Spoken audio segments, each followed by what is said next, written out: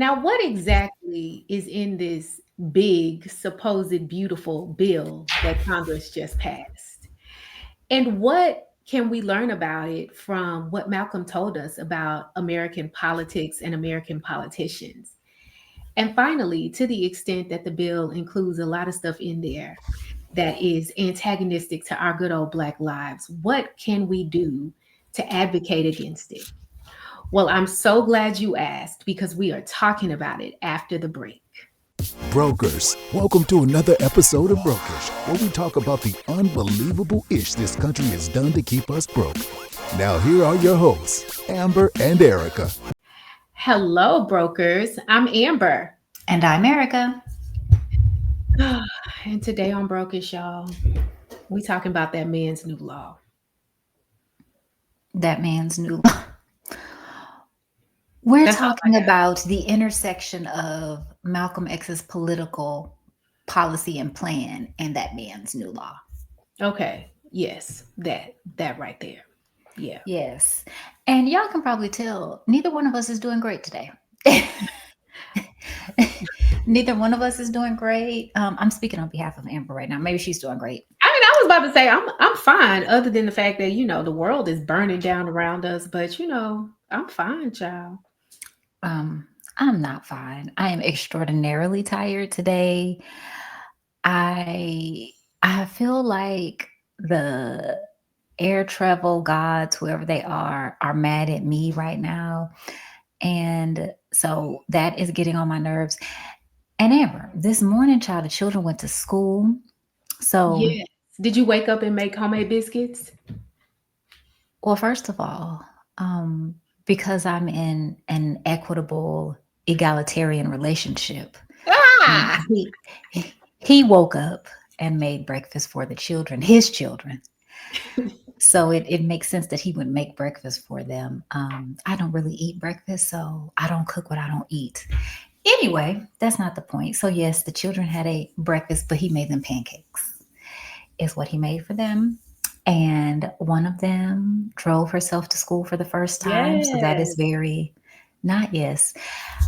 As somebody who got, so when I turned 15, I got what they call a hardship license. I might have said this before. Like my mother took us to another county far away and said that, which was true, but that my school was like 30 minutes from my house and I needed a license. And that was all true, but she didn't tell them that we was using somebody else's address to be able to go to that school. And that's why I was 30 miles. Didn't matter, right? This was the 90s, the wild, wild west. So at 15, I could drive without anybody in the car with me. Right, like I could have it wasn't a full license because you basically had like a curfew around it, and you Yes. could only go to school and to work. But so as somebody who started driving early and a lot, like very long distances on the highway and all that, this new age of I just want to drive around the block. I don't want to get on the highway. I'm scared. And so now because I feel like she's scared, I'm scared. And so driving has just created this whole new anxiety in me that did not exist before. Did you oil it down? Did you oil the car down? I didn't, but I need you to That's come the over here and problem. do that. That's the problem. See? It is. It That's the is. It problem. is. There Mhm. is no blessed oil on my children or on the car today. Mm-mm. You gotta rub that car down, baby. When my son started driving, that car was greasy. Greasy. All the Bertolli that are told I'm needs not to even be gonna on. lie. It was great value. It was great value. Oh But God, wow. but you see, that's why the blood still works. Because even through that great value, God kept him. Okay. So I'm nervous about that. And then the other one, I get to the school and every year I have her take pictures in front of the sign. She acting funny. She don't want to break the rules because the principal already said, don't get No out the car. phones. Don't well, not the phone. Oh, The principal's like, don't get out the car until they're at the curb. Don't walk across the parking oh. lot. And I was like, girl, we finna park and get out. And you're gonna take this picture by this sign. And she's like, oh my God, people are gonna see me. I'm under taking it.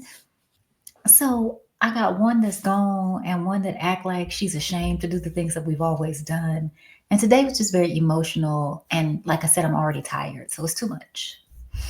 Well, it's not her fault you made her into a rule follower. And now you mad that she won't break the rules. So don't be mad at that baby. I did not turn her into this, but it is very, I don't like it. Like, girl, be so for real. Well, that's sweet that you drive your kids to school on the first day because we've been in school for this is our fourth day. We went back to school last week, but everybody in my house rode the bus. Praise God. There is no more picking up and dropping off in my home. And I love that for me. So I did go to the bus stop in my moo and because my kids left before I could rub them down, anoint them, they were not thrilled about that, but that's okay.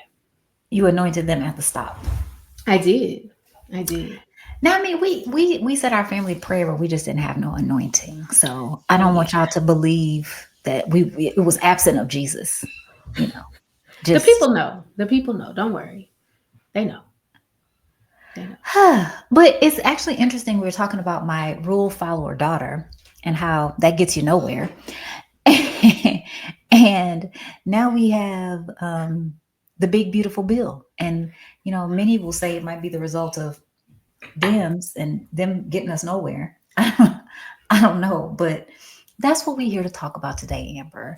Yes. And because y'all know this whole season, we're making connections to Malcolm X and his political policy and project and plan, and what, if anything, we could have learned, what we still can learn, and what we still might be able to do, given what we know and given the reality of where we are now. Yeah. I will say one thing as I was just sort of doing the research for this episode that I think history has vindicated Malcolm on that at the time, people sort of castigated him about was unlike a lot of the leaders of the civil rights movement who had a very conciliatory attitude towards American political leadership, who wanted to work with them, who definitely wanted an entrance into the system.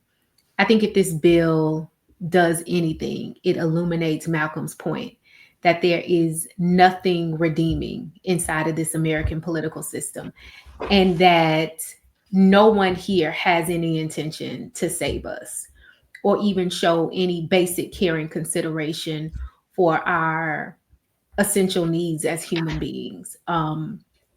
It has been a very long time since something political has sort of hit me in the depths the way this bill did. And I don't know if it's Really?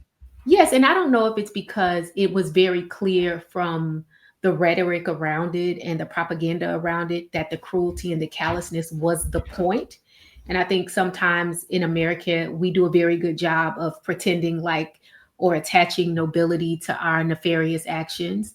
Um, but the ways that the framers of this bill were so cool with letting people know that the cruelty is the point.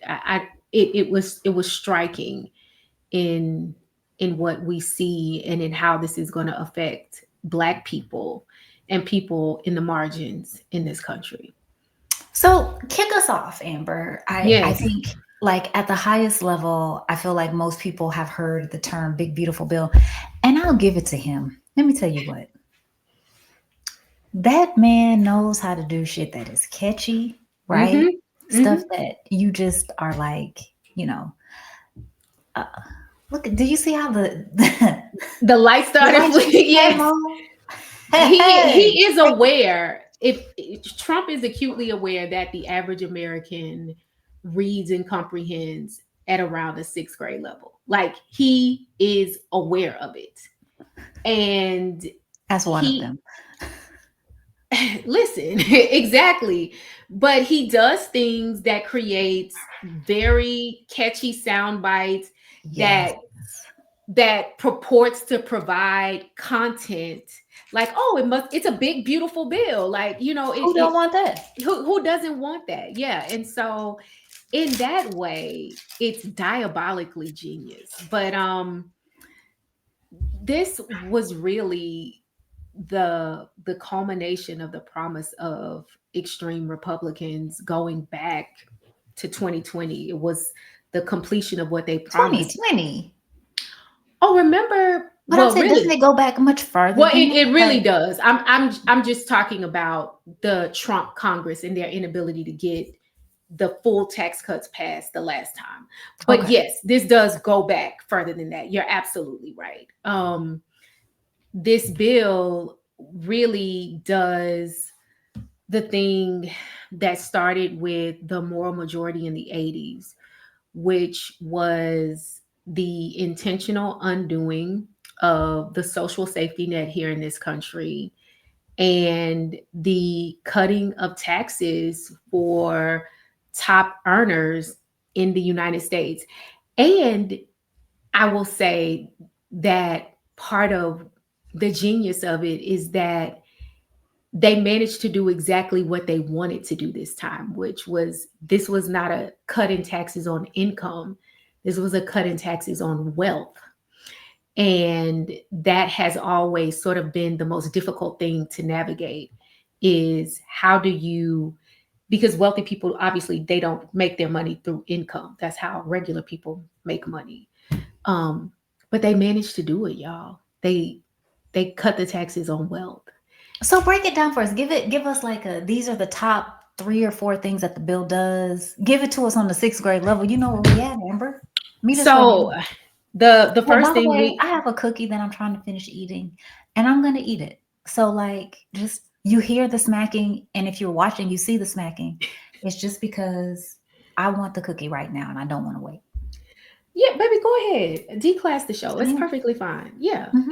Eat your cookie. Eat your cookie. Hmm. Um, and I hope it's good. So we Mm. really have three things that we're talking about here. We're talking about um, reduction in taxes, and we're talking about an increase in spending in certain areas, and then a decrease in spending in other areas. So we'll just take them in turn.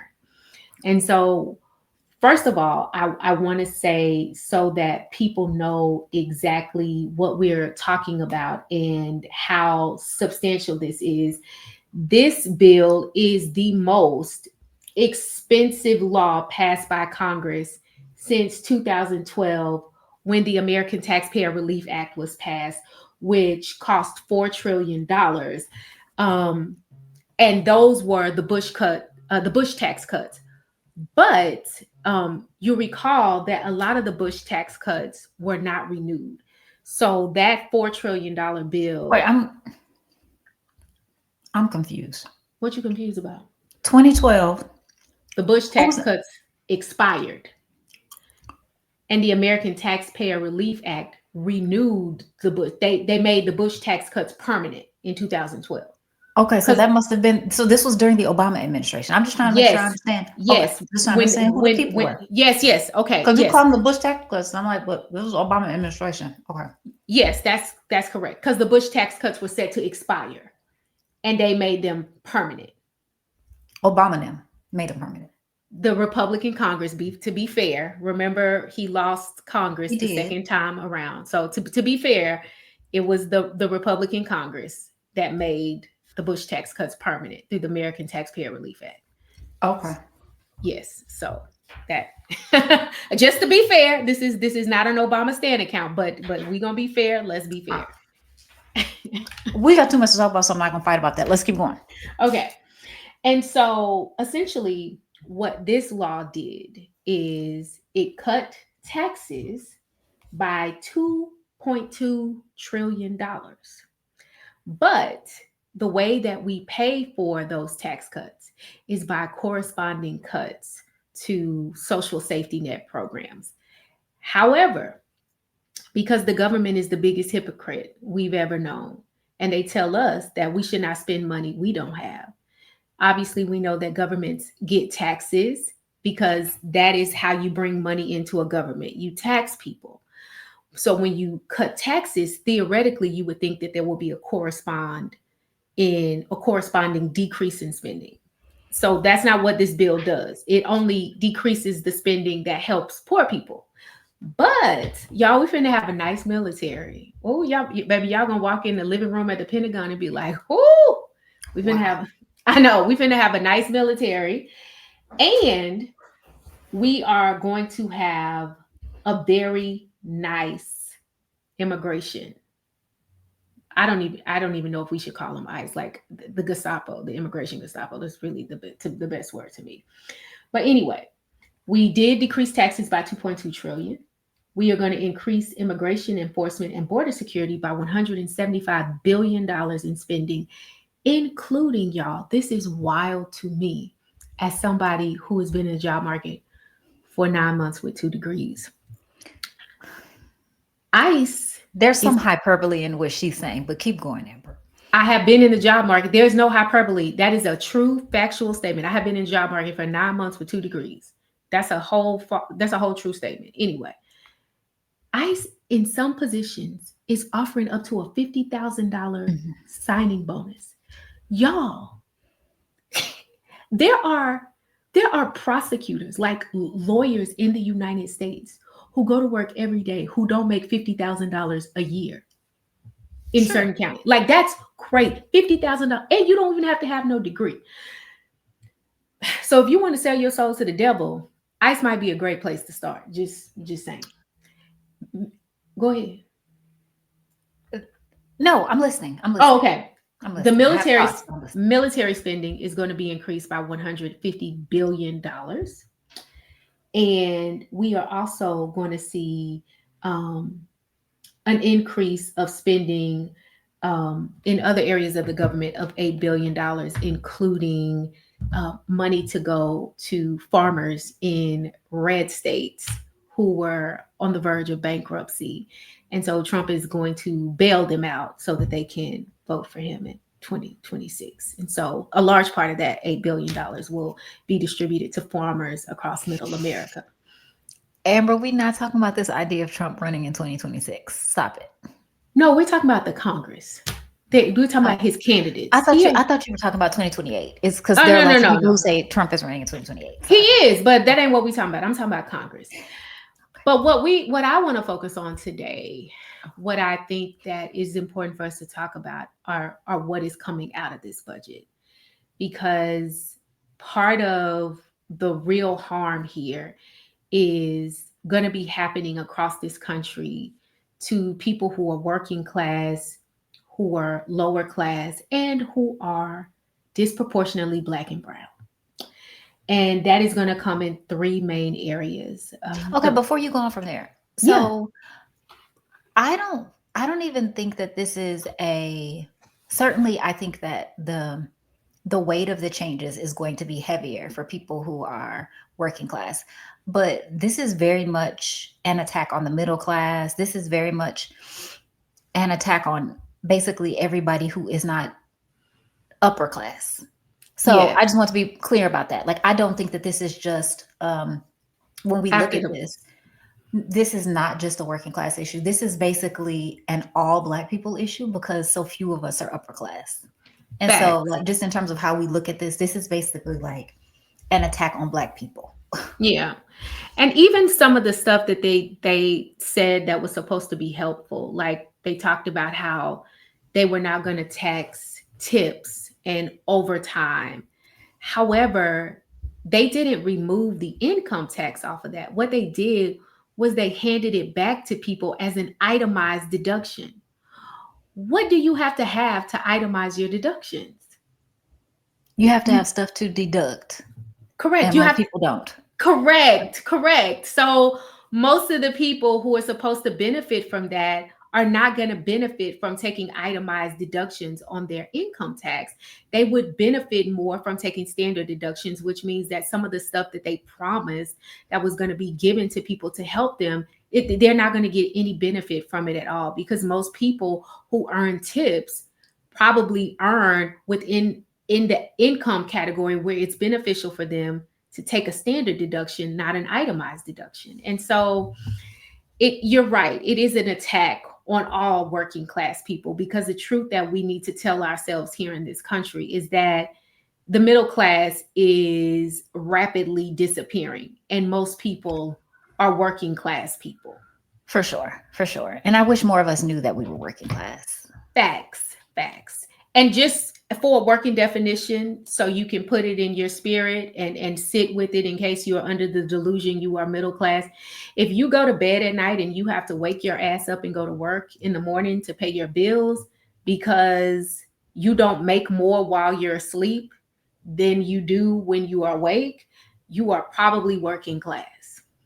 You're probably working class. That's the truth. It's the truth. If I you mean, gotta it's not far from the truth. Yeah. if Mhm. you gotta go to work to make money, you're working class. And that is irrespective of your income. Because there are a lot of people who earn a very high income who believe the lie that they are middle class because they are They do. high income earners.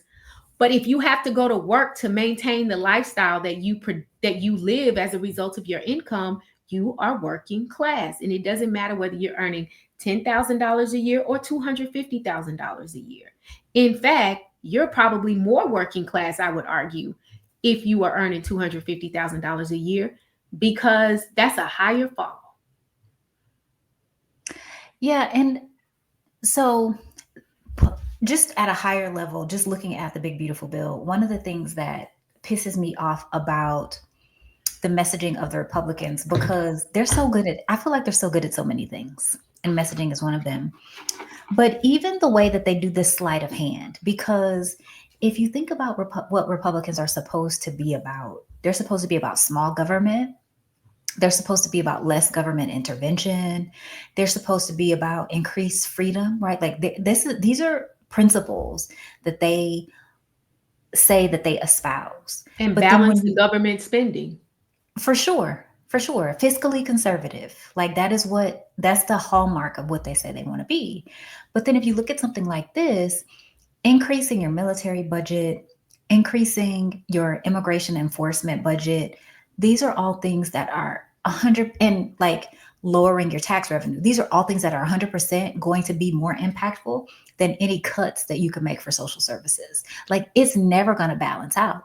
But somehow they still, and maybe people don't really believe it, but I feel like people do believe it, they still have the reputation. So despite all the actions that act in opposition to what their reputation and what their stated values are, they still have this representation of we are conservative in all ways, socially conservative, fiscally conservative, religiously conservative, but somehow they can still do things that are antithetical to what you would think, because this is absolute, like I feel like, I can't remember where I was reading this, but it's like none of the economists are like, this is going to balance the budget. None of them are like, this is No. going to get us there. Everybody's pretty much like, I mean, if you want to do that, that's great, but this is not, like, it just doesn't align. And so that is why I get so frustrated with this idea of this two-party system, because Republicans seem to be very happy with shapeshifting. They seem to be very happy with, we just have a goal in mind and we don't care what the tactics and the efforts are to get us to that goal. Whereas Democrats have this facade of, we need to cloak ourselves in morality and being on the right side of history and all, but there is no goal. And so just shout out to the Republicans. Like, shout out to the Republicans for having a freaking plan, a multi-decade plan that they're able to execute like almost flawlessly. Yeah. Well, and I also think I don't want to give the Democrats that much credit. I think that there is a conversation we don't have enough about how they are complicit in this, because Oh, for sure. they take the same they take the same For money. sure. You know, they take the same money, and so it's not just that, oh, we don't have a goal. The deal they make with the same people who fund Republicans is, you go out there, you stand up on your soapbox and you talk about as much as you want to how, people ought to be able to have access to healthy food and clean water and basic necessities and healthcare. Just don't do shit about it. I Yes. mean, And that's the part so that's so nefarious. Yeah, right, but absolutely. that is a goal. That is a plan. That is intentional. That is complicity. I mean, that's the deal they make with Yes. the I'm sorry. corporate I mean people a who goal fund in them. terms of Oh, a okay. goal in terms of what I'm trying to achieve on the other end. Because Okay. Republicans are very clear in terms of, we want to repress reproductive rights. We want to have this actually be on paper, this religious state that we can. And so that's what I just mean by goal. But you are absolutely 100% right that they are just standing by. Now, I can't believe this bullshit they doing. Not doing anything, but then yes, also being funded by the same Yes. dark money or whatever it is. Yes. And I also think that it's important for us to note that part of a big part, probably the biggest part of how all of this happens is with the disinformation. Because I think that there are a lot of people in this country who are, I don't want to say drinking the Kool-Aid, but I think that the lack of understanding about how government works, I think the lack of understanding of how to hold a politician accountable, and the feel good nuggets that get thrown out about, well, get rid of the immigrants, let's reclaim our country, all without any substance under it, it is very effective. And I think there are a lot of people who are out here actively advocating against their own self-interest because they do not know. I truly, I didn't believe that at first. I really thought that, like, poor white people in Kentucky were like, I just care about being white. Like, I thought it was that linear. Like, I like whiteness so much. I don't care that you're, but I really believe that now people don't know, that they do not know that the things they are partaking in are destructive to their own well-being. I don't think they know. Um, I think it, for me, it depends. I mean, we've had two shows now talking about, if specifically with Black people, if we talk about them, not racist white people, two shows about ADOS. And so we can see in the Black community how it's easy for these messages to take people over, right? It's easy for the sound bites about they're coming taking the jobs. It's easy for that to be something that people can latch on to. But I do think that there is something different about when that happens to white people. And I still do believe that whiteness is just so attractive and so alluring that they are willing to give up the things that are good for them in preservation of whiteness. And I think oftentimes they are knowingly willing to give that thing up. But maybe there's something to what you're saying though, because I have seen a couple of these news reports where people are like, well, I didn't really know that, because they don't know the terminology, right? So people don't know that Obamacare is the same thing as the Affordable Care Act. And so they didn't understand that it's like, oh, I didn't realize that my state not getting Affordable Care Act funding was the same as my state not getting Obamacare. I don't like Obamacare, but I'm okay with the Affordable Care Act. Or the people who, I don't know if you saw the special on CNN about the people who were walking around, I forget what state it was, but it was a rural area. They had like Doge signs up, and all of this stuff, and then they were building the data center by them, and then all of a sudden now they can't flush their toilets and they don't have water because the Mm. data center is taking all of their water. And so you're going into these homes where you can literally see like the rust crystals growing inside of people's toilets from where the former water level used to Mm. be, and there's no more water, and how when they turn the water on, it's brown, like melanated brown, like color of our skin brown.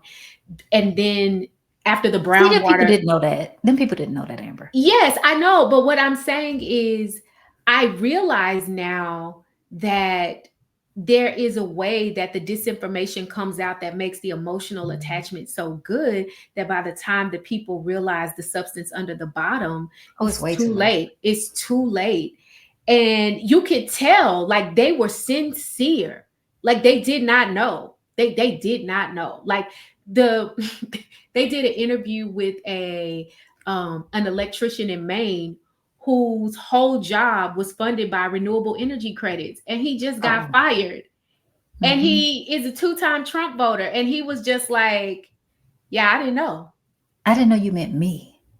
Yes, yes. I did not know when they said they wanted to cut renewable energy credits that that's literally how I got a paycheck. And Yeah. it's like, but you didn't know where you worked. I don't know how I feel about this. I'm gonna have to keep turning that around in my head because yes, I agree with you that there are people like that who legitimately just do not know because again, we use all this marketing terminology and we try to turn things around. It's same with Obamacare and ACA. Like I should know what ACA, like I should know the real name. Like I don't know the real name of the big beautiful bill. Like you ain't told us what it is, and I don't know what the It damn is name of the big it is beautiful bill called is. the One Big Beautiful Bill. That is No, the but it has name. like some other name attached to it though. Oh, And I the don't know. omnibus part of it, but the actual title in the record is the One Big Beautiful Bill. Like That's he insane. That's he insane. it is that is the title. Now the omnibus number and all of that after it is an accompaniment, but that is the actual name of the bill. Insane.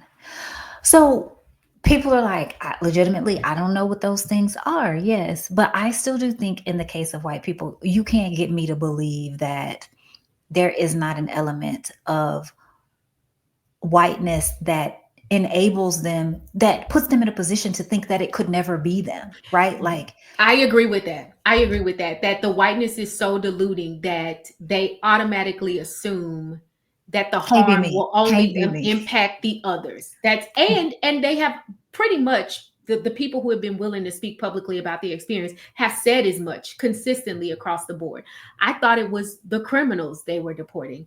I Right. thought they were going to be. I thought they were going to be cutting jobs, trimming the fat. Well, apparently the You way they fat. define you're the fat that they yes. And so I do think that to that extent, yes, whiteness creates a delusion that it could not possibly be me because whiteness requires itself to always be at the center. And so, yes, that is true. But that has been wild to see. Um, but anyway, so we've got the big beautiful bill. According to you, we have these. You're going to say like these three major areas that you think were being impacted. But keep going. I'm sorry. Yeah, so the first thing I really want to focus on, because one of the things that you have to realize when the government cuts taxes, they have to make that up somewhere. And so usually what happens, well, not usually, it depends on who's in power, but a lot of times the way Democrats do it is they just print more money, right? You print more money. That's why the dollar ain't worth nothing. But in this case, one of the ways that the bill has decided to balance out the corresponding cut in taxes is to make the largest modern cuts to social safety programs in American history. And so we see that with the cuts that are coming down the pipeline starting in 2026 to Medicaid. And so they are estimating. And I want to tell you guys that the numbers that we are using, just to be clear, even though it's probably obvious, we don't like, these are bipartisan numbers. These are numbers that come, let me tell you exactly who they come from. It comes from the Bipartisan Policy Center, and they are based on numbers that are pulled out of the Congressional Budget Office. So this is These are not the numbers that the groups have colluded on together yeah, to give I us. just yes, I just want to make So sure, to be clear that we are not, putting out, misinformation or disinformation. But the Congressional Policy Center estimates that there are going to be over $1 trillion cut from public health programs over the next 10 years as a result of this bill. And that is going to result in a loss of health care for over 20 million Americans. And so when we talk about the impact to people, it is going to be jarring because for those of you who I'm assuming most people know, but just for those that don't know, like in order to get Medicaid, you already got to be struggling. right. You already got to be struggling to get Medicaid. And so to take people who are Medicaid eligible and eliminate their health care. If you qualify for Medicaid, that means that you can't afford to pay for private health care.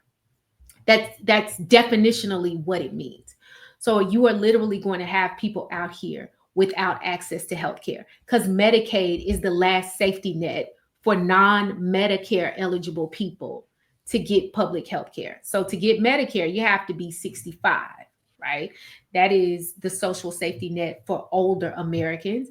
And it is a more robust quality program, but also there are components of Medicare that require private payment because Medicare is age-based eligibility, not income-based eligibility like Medicaid.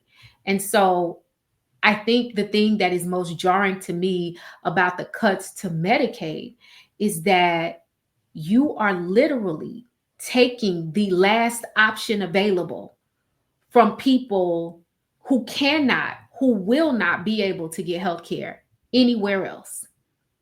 And I want to point out too that there are so many people who get Medicaid who are disabled. And I know that as a society we don't care about disabled people, right? So not no shocker here. But there are so many issues that disabled people already have to deal with, right? You can't have like, in order to be able to get like Social Security disability, they don't want you to have more than $2,000 in assets. You already have to be like, they want you to be poor on purpose. And Yes. then for them to take away what little bit of a social safety net there is just even more chilling. And then I'm also thinking about the effect this will have on the children, because I know some states, like in Texas, there are special programs that are set aside for children who are Medicaid eligible and may be able to get Medicaid even when their parents are not eligible. There are some things that can sometimes come in and take care of the children. But I'm just wondering what the cuts are going to mean to the children, to the disabled, and it just doesn't look good. No, that's a really good point to bring up, and that is true, because Medicaid cuts also mean cuts to public education funding, because children who are Medicaid eligible, they get funds that go to their schools, that are dispersed to their school. There's going to be corresponding cuts. Um, we're going to talk about this next, but some SNAP money is also tied to Medicaid eligibility as well. So that is absolutely true, that it is going to cause a funding deficit for a lot of students who attend public schools. And it's going to also impact the school's ability to provide nutrition to those children as well, because nutrition funding is also tied to Medicaid eligibility for Title I kids. And none of this is a surprise, everybody, right? Like we know that this is a ripple effect. So these issues are all connected to one another. So Right. it's not as though you can take away people's health care and then not expect anything else to happen, or take away people's access to food and not expect anything else to happen. They also know that. They also know that there are ties to all of these social issues and to all of these programs and to these systems, and basically don't care. And so, my question to you is, Amber, what did our brother Malcolm have to say about Well, sort of the government's role? Sorry. yeah, I was going to say one quote that Malcolm made that really kind of kept playing in my head when I was reading these is, he said that I have no mercy or compassion in me for a society that will crush people and then penalize them for not being able to stand up under the weight. And we all know what's coming, and because we've heard it as these politicians have been out here trying to sell this. Able-bodied people need to work, right? Um, People, we want to create a society where people are able to, pay for their own necessities, and we need to stop enabling people to, be lazy and to not work. When what we know is that the average fast food worker making minimum wage is over 30 years old, which means that there are people in this country who are making a figure in 1 hour, 7.25 to $9. And after 1 hour of work, they can't buy the value meals they are selling to people based on the wage they earned that hour, right? Like, and these are adults. And some of y'all live in states where the minimum wage is not still 7.25, but we don't. So it's many people out here. 7.25 is still a wage that is offered to people, and people accept that as, because they don't have any choices, right? As a wage every day. Yes. And so it is going to be a talking point that these are people who need to work. These are people. Walmart hires more welfare recipients than any private employer in the United States. There are more welfare recipients that are employed at Walmart than anywhere else in this country. And so to look at people again who are going to be crushed by this, because if you have been determined to be Medicaid eligible, you cannot afford private health care, and say to them, well, you just need to work. Well, I already am working. So what And now? been working. And been working.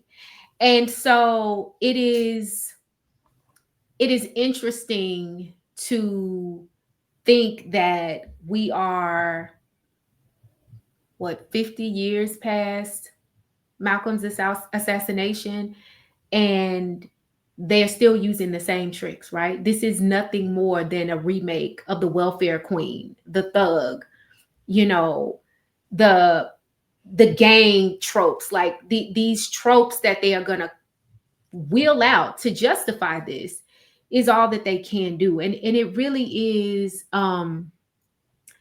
particularly cruel because not only is the cut to Medicaid impacting individuals, but those cuts are also impacting like community and rural hospitals. And so we are going to see For sure. people who not only have no health care, but when there is an emergency, because these hospitals and health clinics are closing, they are going to have nowhere to go to even have emergency issues dealt with. And so, Amber, I'm sure that there might be some people listening who are like, all of these things that y'all are talking about, these things have been happening over the past couple of decades. Nothing that we're talking about here, because these are all neoliberal shifts, and we've seen these same neoliberal shifts happening since the 80s. So Yes. none of this is new. I think what's startling for me is as the pace that these changes are happening, with this administration in particular. I So also do have want to say, though, that there is a part of this that is unique because you are right, it is a shift. So, for example, in these shifts are supposed to be cost neutral, right? Like when you cut, you add, and it balances. And so there has statutorily always been language in these tax reconciliation bills that gives the government the leeway or the discretion to go in and make tax neutral adjustments to like SNAP, to Medicaid, to make sure that coverage keeps up with the pace of inflation, right? Um, that happened in 2021 under Biden. I want to say that it hadn't been done since like the 60s or the 70s. But anyway, they raised the the percentage of Medicaid and SNAP benefits by like 26 or 27% to adjust for inflation. I think part of again the callousness and the cruelty is this law bans that. It bans the the ability of both the states and the federal government to go in and adjust for inflation for 9 years. It is outlawed.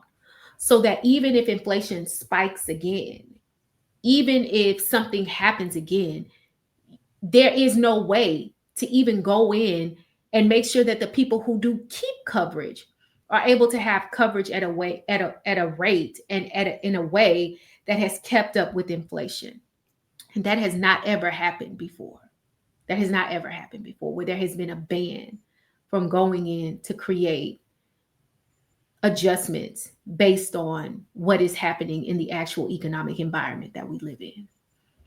and that's what I mean by, for me, this Trump administration, because as somebody who is not a Democrat, certainly not a Republican, and who voted third party, there are always these conversations, right, about what you should have done. Y'all should have voted for that lady, all these other kind of things. And again, not that I'm trying to get myself off the hook at all, but I live in Texas. Like, be so for real. The Electoral College determined that my vote does not have any power in the presidential election. So, like, let's be real about that. But they have the people have these conversations. But what is striking to me about this administration that I've never seen as long as I've been paying attention to politics in my life is the pace at which these changes are being made. And so, as people are like, we knew this was going to happen. I also foolishly, in and sort of in opposition to what Malcolm taught us, I foolishly thought that there were some things that they wanted to keep the appearance of, like checks and balances. Like, I don't know. I thought they might want to still have that be a part of what's in, like, what we can believe in as a democracy in air quotes. But with checks and balances gone, I mean, and things are just like happening so quickly in ways that I just never would have imagined. And not to say that I didn't understand that Trump was dangerous, but I think that he is just acting in some ways that people are like, we knew about Project 25. We knew these things were happening. I'm like, yes, but I also think, to his credit, and I've seen this as a lawyer sometimes, where when we prep witnesses, there's certain things we don't we might not tell the witness, or we might not talk about, just so that the witness can truthfully testify under oath, like, I don't really know. And I honestly think that this is a place where ignorance worked to Trump's benefit, because he didn't know what the hell was in that shit either. He did not. He did not. He don't. Nobody will ever make me understand that he has the mental fortitude to get through a several hundred-page document. No. And so I think when he went out here peddling this stuff about 2025, he was telling the truth. He didn't know what he's like, I don't have no idea what's in that bit. He didn't. Now, that didn't mean that he wasn't in allegiance or in an alliance with the people who did, and he wasn't willing to do their bidding. But I think in that way, it actually worked for him that he is, doorknob dumb, because he couldn't speak intelligently about it. I don't even, again, I'm not trying to, I don't want to give that man no credit, but I think we don't give him enough credit for what I think he actually does and does not know. Now, how can we prove any of that? Like, he's not giving us reason to believe that he's bright in many areas, but I have to just think that on some fundamental level, he has to be brighter than we're giving him credit for. Well, of course, he's the president, but in terms of like the details, you don't have to be intellectual to be smart. I think he's smart in the ways that he needs to be smart, but I do not think he's intellectually astute. He's not an and I do intellectual. not think he does not have the intellectual endurance to sit with the Heritage Foundation and opine about the details of Project 2025. I do not think that happened at all. Yeah, he'd be way too bored for that. No, I don't think that happened. But I also just want to highlight really quickly that in addition to the cuts to Medicaid, there's also going to be cuts to SNAP, which are the supplemental nutrition, the access program that helps provide food to needy families, food stamps, basically. Do you get sick of all the videos on social media about people buying food with their SNAP cards, and the white people be so mad because, God forbid, they got a rotisserie chicken, they bought some Coke, like they bought a birthday cake for their kid, and they're like, you're damned if you do and damned if you don't. Prepared food should be allowed on SNAP. It's like, y'all want people working the most, getting paid the least, that have the least amount of time for damn cooking, to be the ones that have to prepare all of their food from scratch because you don't want to help pay for shit on SNAP. It's insane. But also, I got food stamps in law school.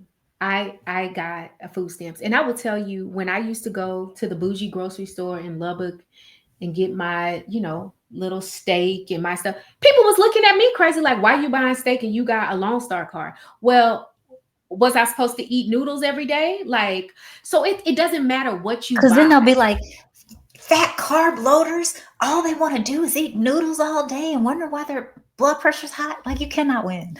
No, but then if you buy steak, I remember one time I went to this supermarket when I had my food stamps, and I was trying recipes because I was single, living my best life, and I bought some garam masala, the Indian spice, and the lady who rung me out, well, what is this? Like, she was just going on and on about it, like just shocked.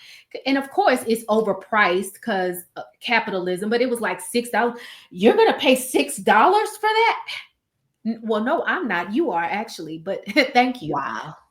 Thank you, sis. But yeah, it's like, it does not matter what people do. If you buy, if you eat good, they mad. If you eat trash, they mad. Like, it is absolutely wild how people want to police poverty. Like, it's like If you pay people $30 an hour, you could get the hell out of their grocery cart, and then they could buy whatever they wanted, and they wouldn't have to talk to you, and you wouldn't have to talk to them because they make a living wage. But we don't want to do that. No. Um, So anyway, I interrupted you about Snap because I was no, just no, mad about people who get on social media and then go crazy with these little videos. and quit filming people while they grocery shopping, y'all. That's some whack shit. Quit filming people. That's mean. But one thing that I wanted to bring up that I found out while I was doing research for this episode is that already, right now, before any of this legislation takes effect, to demonstrate how insufficient SNAP is already, Mm-hmm.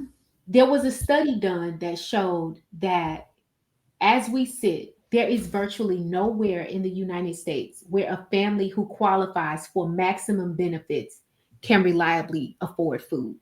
So that means in 99% of counties, as we stand today, before the bill takes place, even getting maximum benefits, families still cannot afford to provide a full month worth of food on the benefits that they get.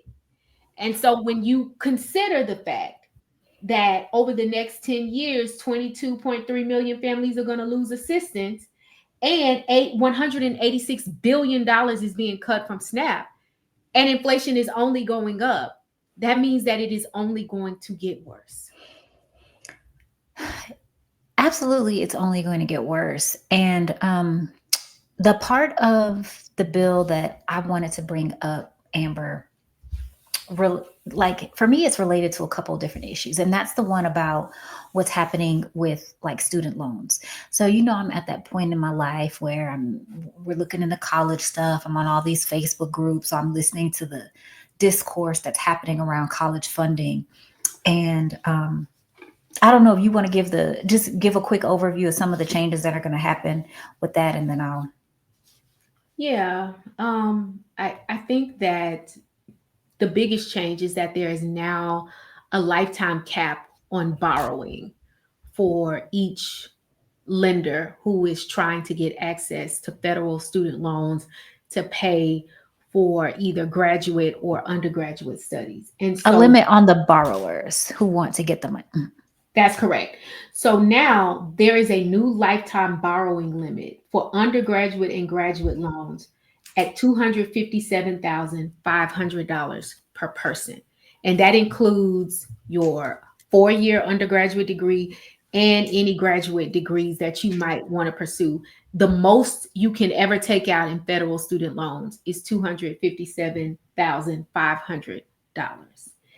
And there is also a cap on borrowing for parents, because it used to be that parents could take out plus loans to help cover undergraduate and graduate degrees.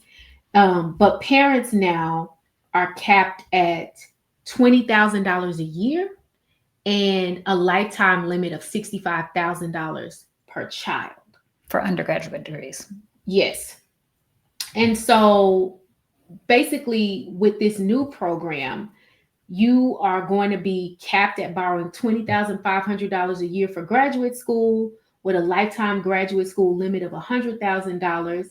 And that is a drop from the previous cap, which was $138,500. And so now, I don't know, essentially what is happening is that for a lot of people, going to private 4-year and graduate universities is completely off the table. Okay, so I have thoughts about this. Okay, because I've been seeing in the parent groups, a lot of people are like, they don't want poor people to be doctors. They don't want poor people to be lawyers. Baby, they ain't never wanted poor people to be doctors and lawyers. So for me, this is interesting for a lot of different ways. These caps on federal loans essentially is the government signaling to us and to private industry that you need to go to the private market in order to be able to fund this educational process, this education for your children. And some people are like, now people won't be able to afford it. And I just want to go back to the conversation we had at the top of the show about who's middle class and who's not. We can't afford it today. We couldn't afford it before, right? But what debt does and what access to credit does is it gives you this illusion that you can afford a thing that you can't really afford. So we haven't been able to afford this, if ever, but for a very long time, if we were ever able to afford it. And what this does is that it removes that like cloud Illusion. away. The illusion is gone because now it's like the government is like, we are not going to be, and I think that college funding is a very complicated thing because the costs are so high and what are people going to do? And I want people to be able to access and do the things that study the things that they want to study and that bring them excitement and all of this kind of stuff. But I do think that it is not a good thing, but I think that what this does, it just makes the role of our government very clear. It should make the role of the government very clear to us, not in terms of what the government should do, but what the government is doing. And so before, when they would just let us borrow money in an unfettered way, I don't think that's helpful, but I also don't think that these limits are helpful. But I think they have basically said, y'all got to go to the private market and figure that shit out. And that's just what neoliberalism does. But now we should not have any illusions about the fact that we are not middle class because we cannot afford this shit. And we haven't been able to. I think there's two things that bother me the most. The first is the insult to our intelligence when these politicians looked us in the face and said, "Oh, the purpose of these caps is once we put these caps on, the The college is colleges are gonna going lower to their lower price. tuition." That pissed me off. Just say you don't want niggas to go to college. I actually could live with that. I actually could live with. If you just said, "Hey, we don't They want know ain't not one college finna to," lower their so price. that really pissed me Yeah, off for because sure. that to me that was the ultimate insult to our collective intelligence. But then the thing that There grieved are me, people who really believe that. Like, to go back to that, do people believe or not believe in these groups? I will not tell you how many people I have been like, that's gonna force these universities to lower their. No, it ain't. No, it ain't. what is going to happen, and this is the part that really grieves me. What I fear is we are going to have a repeat of the subprime market, but Oh, just in for sure. education. And you are We going to sending have people to the private market. you're going to have predatory lenders who Yes, come and swallow these kids up who are, I want to absolutely. be a doctor, I want to be a lawyer, I want to be an accountant, I want to be an engineer. And these children are literally walking into slavery. And that But just it's not breaks my even heart. here. Absolutely, absolutely. But it's not even the students most of the time because keep in mind, well, let me say today, right? Because you're right, in the private market, who knows what it's going to be. Today, most students are not eligible to be able to go and get loans without a cosigner because they don't That's have a true. credit history. So these are parents who are basically like, we are willing to put any thought we might have had of retirement. We're going to put that on the back burner because we want to be able to support our children's education. That's what they do today. That's what they're going to continue to do tomorrow. But to your point, they're going to do that in the free market. And I don't care what John Hope Bryant tells y'all, y'all don't have the same information that these organizations have. And you are going to get swallowed up out here trying to fend for yourself on this free market. And what's so sad is that, especially in the case of law degrees and medical degrees, it's slightly different for graduate school. We tell people we want you off the employment market. We tell people we do not want you to work and in many cases, we forbid you from working. And so I don't know if there are people, I figure there might be people who don't know. A lot of these loans are just for living expenses. You have to That's be able to exactly fund right. your life. That's exactly right. And you have to have time after you graduate. So I got a full scholarship to law school that covered all 3 years of law school. But the one loan I had to take out was when I graduated in May. The bar exam is not until July. You don't find out whether you pass until November. So from May to November, you have a law degree, but no law license, and you still have to live. So I had to take out, I had to take out a $15,000 bar study loan to have living expenses and to pay For the private classes you have to take, because that's a gag. You graduate with a degree and then you still got to take a class to pass the bar exam, because law school doesn't teach you how to pass the bar exam. Um, but yeah, there's a lot of people. And then when the economy gets bad, what do these jobs do? They push your date back. So there are people who, oh, I graduated, but my job pushed me back a year. They have to get loans to live because they don't have the license they need to work, or they don't have the money they need to live while they look for a job. And it just, oh, it makes me so sad to think about all the people that are going to be taken advantage of by these predatory private companies preying But on people who want to they go to graduate already school. are. Like I Hmm. just like and they already are.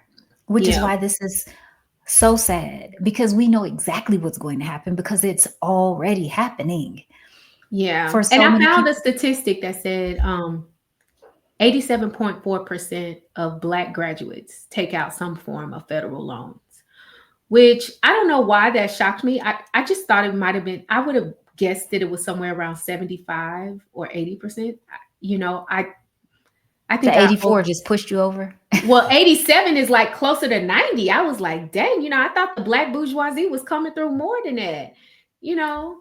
But for whatever reason, that was surprisingly high to me. I would have bet my money that it was somewhere around 80%, not closer to 90%. But yeah, so I feel like a lot of us are going to be impacted by that. So I guess at the end of the day for me, I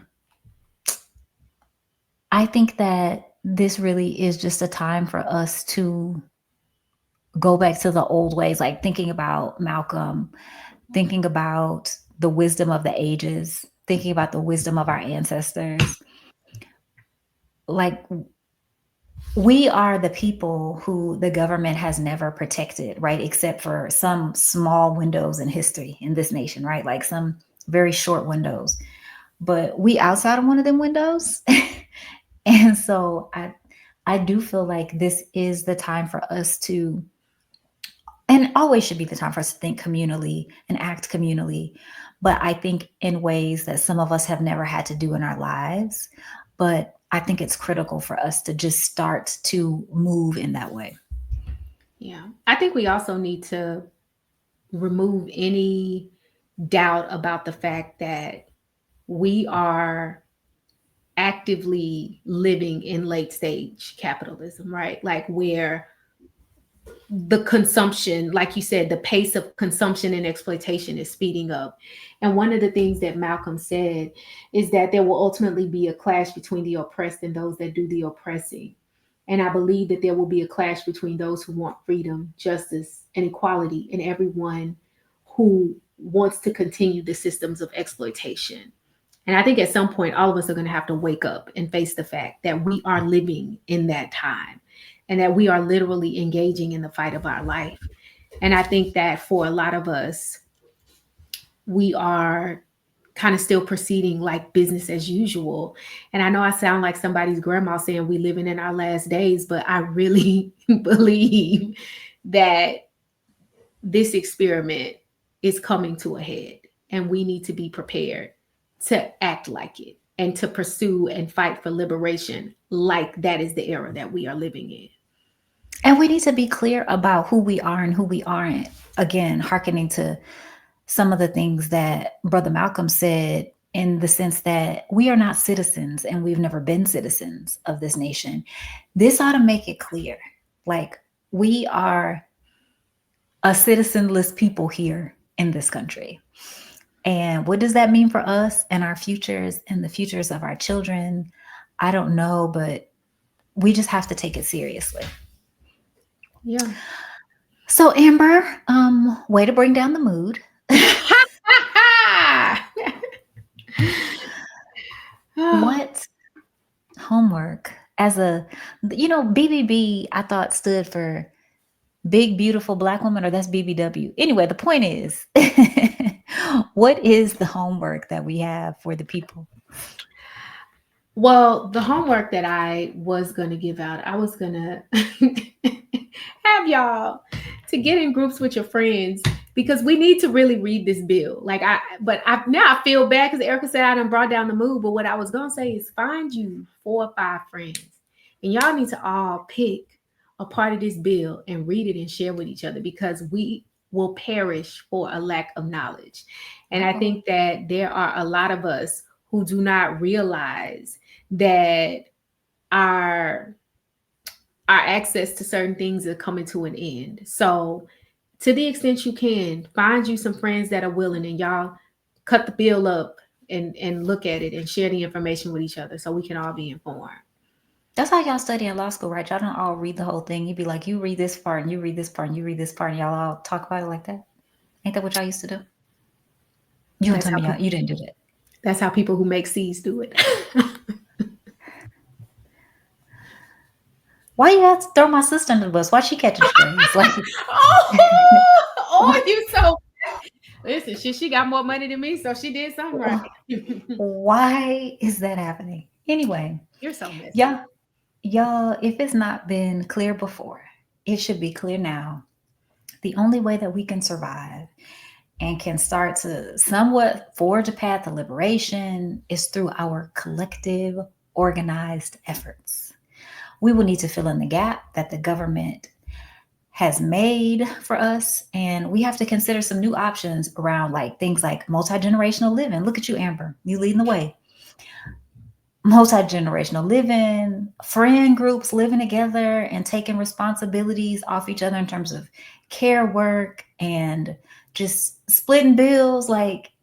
Y'all, this is not Twitter. We got to split the bills. All this kind of stuff has working, because until we have a government that works, we have to do what a working government should do for its people. And so shit has been getting real, and we have to be prepared to handle it in ways that won't take us out, because we all we got. So thanks for tuning in. We look forward to catching up with you on the next episode of Brokish. All right, good people. Thanks for listening to Brokish. For more episodes, visit us at brokish.com or subscribe, and Brokish will get direct deposited into your favorite podcast app on the 1st and 15th. Share Brokish with your friends and join the conversation on Twitter, Facebook, and Instagram. Music for Brokish is Come Get Some by Blank and Kit. Until next time, goodbye and good luck.